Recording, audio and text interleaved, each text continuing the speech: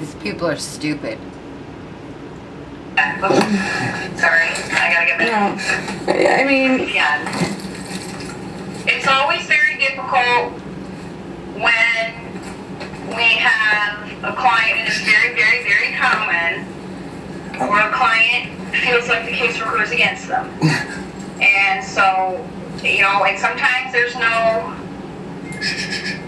easy way for the supervisor or the program director to really, we're not able to, we don't have a crystal ball, we're not able to, there's no way to investigate your employees?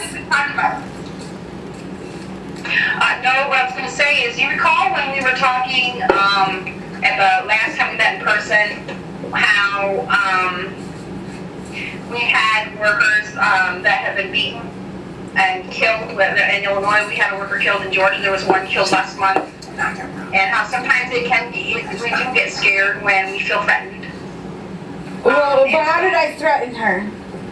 We're not going to get into the details of that one. No, we need to get into the details to get to the bottom of it, Sheila.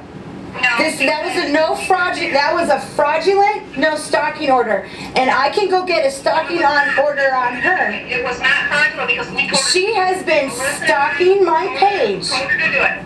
I saw the post. We told her to do it. It was not Peggy. So then you guys are all stalking my page to find whatever you can to use against me on the fraudulent of taking my children. My children should have never been taken. Now you're looking for reasons to take them, and you're never going to find them because I don't do anything. You're not listening? Oh, I am. I'm very much listening, Sheila.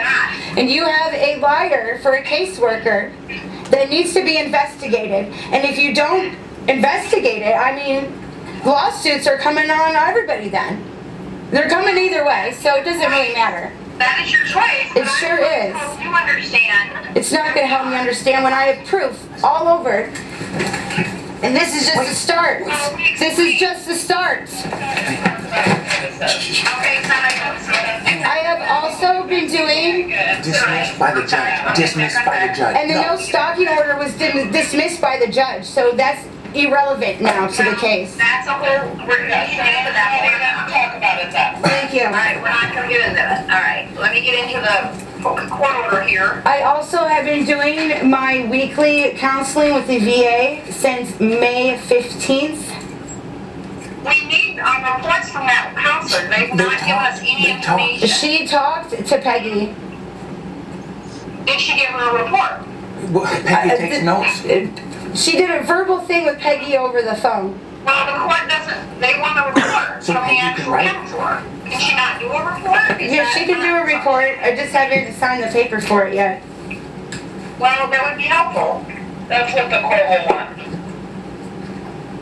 Alright, She made it sound like in the report that some random girl claiming to be from the VA called her. That's what it sounded like. Can you tell me who's on this call? Who's all on this call? Me and Melissa are on this Zoom call. Are you guys in the same room together? There's nobody in this room. You just told someone to be quiet a while back ago. No. I saw you. No, I told you I was getting a spam call. So you're telling your phone to be quiet? This. I got a lot of spam calls. Alright. Haley. Stupid. Michaela. Stupid. Oh, this is not the, I'm sorry, wrong order. I'm getting there. Time here, aren't we? I'm sorry, I'm trying to get to the order. It's just hard to do meetings like this when half of the time goes so slow. It's probably why things get prolonged for so long. I'm trying to be understanding. Okay, so you need to do 2 jobs a month, do a psychological evaluation, complete counseling, get stable housing, I have a house. Okay. I have a house in... The police reported that the utilities, this house was empty and the utilities were shut off. They also said in the report that was given to the judge that the house was condemned, which was a huge lie. I have a very nice house, and it's a big house, And if my children aren't home, why do I need to be in a giant house that I'm having to clean and pay all these utilities for? I don't need it. So I turn the stuff off until they come home. It's still your Okay. It's still my house. How can we control what the police report? How can I control a police report? Well, for one, Peggy said it. For one, the house did not have electricity, and everything is out of the house. I put it in storage, because if I'm not going to be home, Who else is in the room with you? I have Tom Gordon here. Just said, Peggy said it, okay. Tom Gordon is here. Thanks. Peggy just said Okay. it. Peggy is the one who put it in the order for the judge that my house was condemned. In the report for the judge, it says my house is condemned. That is a big giant lie. She never even went in my house, so I don't know how she could even say that. Okay, so it says here. Well, I mean, I could take videos of it. I can show you my house right now. It's very... It might be good to take videos of it and give that to your attorney, because then they can prove that to the court, because it's not us that needs the proof, it's the judge. Well, I mean, don't you find it strange that you got a caseworker saying a house is condemned when it's not? No, I'm not saying the police reported that. No, I don't. Well, I'll get the police report for that. Report all the time. I'll get the police report for that to see if the police actually said that. Sounds good. Thank you. I got this dispo order up. I got this dispositional order, court order up. It says random jobs, psychological evaluation. That was also sabotaged. The evaluation was sabotaged because she made the appointment so late and then purposely made it on a court date. And then also in the paperwork that was given to the judge, it says that I didn't go to my New York appointment and that one of the directors at Family Court saw me in Pekin. Now, I had gotten a phone call the day before I was supposed to be leaving, because it takes me 14 hours to get to New York. So the day before I was supposed to be leaving, the state's attorney calls me, or the public defender calls me and tells me we're going to be doing the court hearing over Zoom. So I didn't have to drive.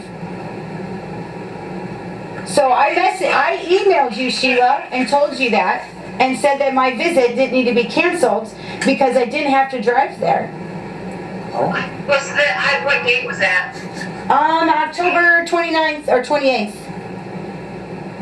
Okay, and what's your argument? Because I need to see if that was before or after the order that stopped suspended visitation.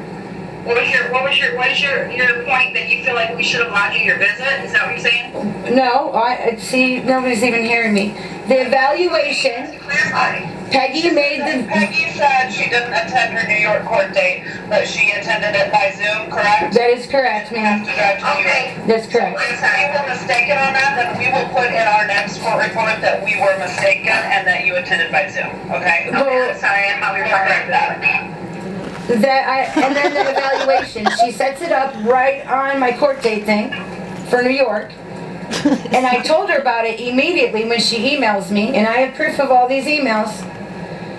And she doesn't change it until like a month later. So now my evaluation date is December 22nd. So then she can write a report to the judge saying I'm not doing the evaluation either.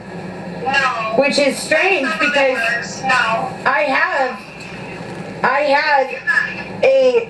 from the hospital that I was in, New York, it says I did an evaluation and that they released me fine and dandy. And then my kids are taken after that, which is, a fraudulent taking of my children.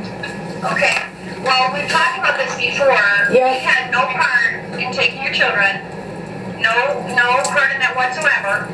that's the handoff. That's the And as far handoff. as you It's got the handoff. your evaluation until December 22nd, absolutely, that is not going to be reported as you not doing your service because it's not been available to you yet. That's the And she doesn't have the handoff. ability to set those.